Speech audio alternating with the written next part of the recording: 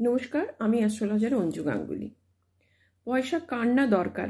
আমাদের নিত্য জীবন ধারণের জন্য প্রত্যেকেরই কিন্তু অর্থের প্রয়োজন। সেই অর্থ যদি সামান্য একটু টোটকা করে আমরা পাই, তাহলে ক্ষতি কি? আজকে সেই রকমই একটি টোটকা আপনাদের সামনে আমি বলবো। করে দেখুন, ছোট্ট উপায়, ভীষণ ফলদায়ী উপায়।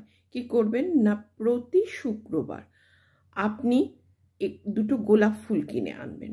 দুটো গোলাপ ফুল এনে আপনার গৃহ মন্দিরের মা লক্ষ্মীকে দিতে পারেন, বা কোনো মন্দিরে গিয়ে আপনি মা লক্ষ্মীর উদ্দেশ্যে দুটো গোলাপ আপনি দিতে পারেন।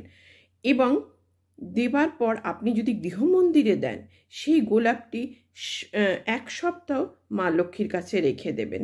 এবং রেখে দেবার পরে নেক্সট আবার শুক্রবার দিনকে ওই গোলাপ ফুলটিকে নিয়ে আপনি পুনরায় নতুন গোলাপ ফুল রাখবেন। আর যেটা শুকনো গোলাপ হয়ে যাবে সেটি আপনার লকারে রাখুন।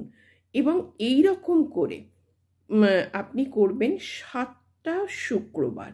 করে দেখুন, ছোট্ট উপায়, পয়সা কোথা থেকে আসবে আপনি নিজেই বুঝতে পারবেন না। করে দেখুন, আশা করি আমার এই টোটকাগুলো আপনাদের উপকারে লাগবে। আর যদি মনে হয় যে আরও কিছু আপনাদের জানার রয়েছে, অবশ্যই আমাকে কমেন্ট করবেন। এবং আশা করি আমার চ্যানেলটিকে সাবস্ক্রাইব করবেন এবং লাইক, শেয়ার, কমেন্ট তো অবশ্যই করবেন। নমস্কার, জয় মা তারা।